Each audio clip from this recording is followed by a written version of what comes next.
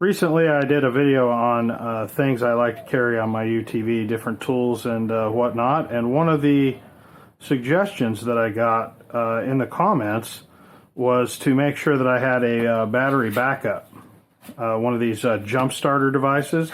So I went ahead and got this one here.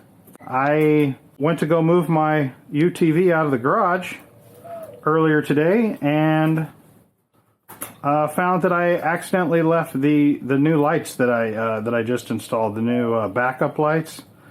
They're connected directly to the battery. The front lights are not, but the rear lights are.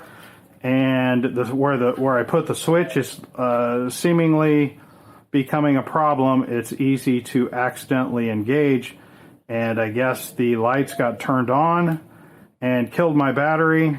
I have placed the battery on a charger and it still won't start. So it's another reason to always carry one of these things, with you, because the last thing you want to, do in the Arizona desert is try and get water, by sucking on a rock. It's you can get pretty thirsty pretty quick. So it's important that you are able to start your machine if your battery doesn't work. And so this is going to be kind of an opportunity to see if this thing even works, to test it out. So anyway, let's go ahead and open it up and check it out. By the way, Spyderco Autonomy 2, in case anybody's interested in knives and whatnot. But let's see what we got here. Let's see what's in here. Now, I have one of these in my truck. I have one of these in my wife's car. I mean, so I'm familiar with these devices. I've had to use them before. Never to start my own stuff, though. I've never had my own battery die, I don't think, or maybe I have. I can't remember. But I have started other people's cars. So, better than breaking out a set of jumper cables, when somebody goes, hey, does anybody here have jumper cables, And you're like, oh, crap. I've got jumper cables, so it's like one of those things where now you feel obligated. Now you've got to help somebody jumpstart their car because they didn't properly maintain their vehicle. You know what I'm saying? Or is that just me? Anywho, inside the box, we have the user L manual. The user L manual is in here. Let's find out what this looks like here. We've got the user L manual. Some other products apparently that this company sells. Okay, jump starter instructions. And the last time I made one of these videos, I did not read this, and somebody got very angry with me. Petrol engines. It says up to 8 liter, and diesel engines up to 6.5 liter. That's pretty cool. So this one's got a little bit of a pa, got a little bit more juice than normal. Is this 2 pages, or am I just being mentally challenged here? Let me see what else we got here. Same-o. But the interesting thing here is that there's no specific mention.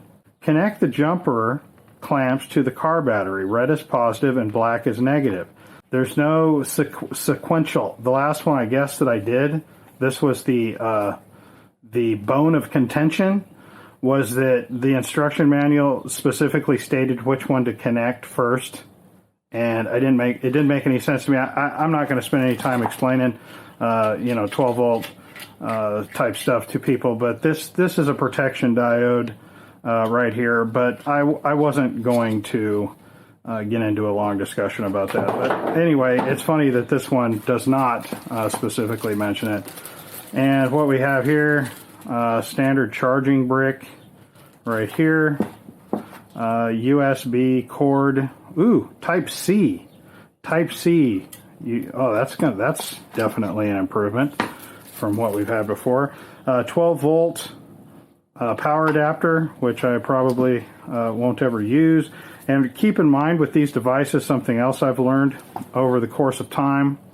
These have to have, like if you use this to charge your phone or to run a 12-volt accessory or something like that, you have to have a constant draw on it or it will automatically shut off. At least all the ones I've had in the past and are like that. Yeah, so here's the instructions that we just read in the manual right here on the top of this in case you don't have your manual with you.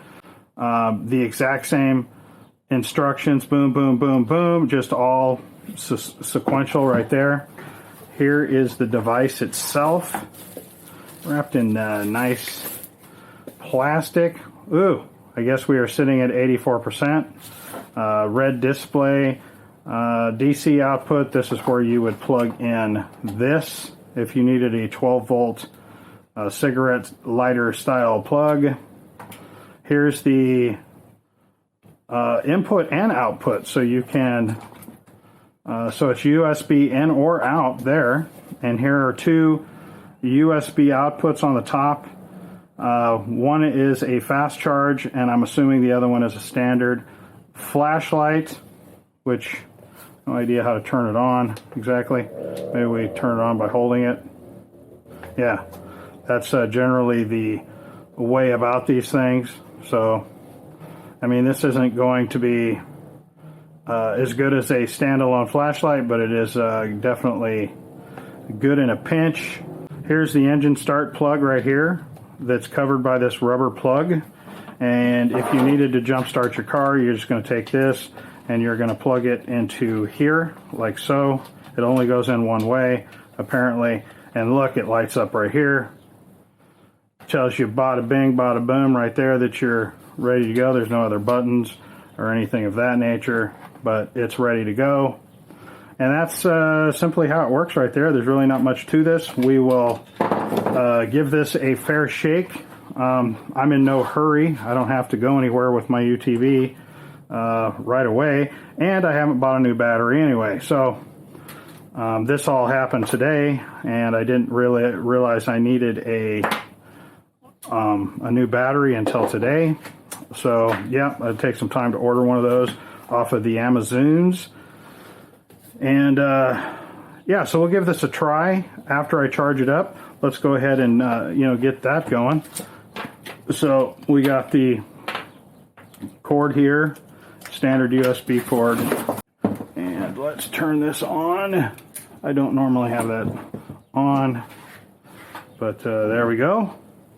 So there we have it, charging. Well, that's kind of cool. You guys see that? It's blinking to let us know exactly what it's charged at, which, I'm assuming that this will blink up to 5 and 6 and so on, sequential numbers and whatnot. But let me get back to you as soon as we charge this up, and we'll see if I can start my UTV. Okay, welcome back, guys. It is a week later. Hopefully it is charged all the way up. It is 100%. Hopefully you guys can see that. And it charged up really quick with the USB-C. I'm not going to test any of the USB outputs or anything like that, but that'll work to charge a phone. If I didn't mention it before, this case is pretty tough. It's pretty solid. There's nothing rattling around. It works pretty good. So let's go over here and see if it'll start my UTV with the dead battery. I have had my battery on the charger all week, just on a trickle charge, just kind of hoping that I brought it back to life. And with it on the charger, it will light up, but will not start. There's nothing. You just get clicks. Okay, so that's just kind of to show you that. Get this out of the way here. Okay. Just throw that over there. Screw it. Okay. Let's remove the charger. I'm bumping my camera into things. There's not a lot of room in one of these, The other way. It only goes in one way, which is definitely nice. Okay, so seems to be waiting here, so let's connect this up. Do we have to? Okay, it's on. And now let's see what happens. Charger disconnected, as you can see. Everything looks good. And there we go. Started right up. I'm in an enclosed garage, so I don't want to let that run too far. But if you can imagine being in the middle of nowhere right now, like I'm in the desert, middle of nowhere, you can see how that would have been a life-saving piece of gear right there. And it works really well. I like how it automatically goes into jump starter mode. Others that I've had before in the past, you have to set in jump start mode. I mean, it's not the biggest of deals, but I do like this better. I like the case. Well, let's go over here. Let's go over here. I do like this case. This looks like a good durable case right here. I like that the instructions are like right here in front of you. I don't know what more else I can say about it. I'm real happy with it. You just saw it work in real life. As soon as my new battery gets here, I'm just gonna replace that battery, obviously. But yeah.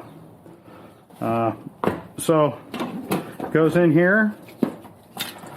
Keep your jumper cables folded up in here.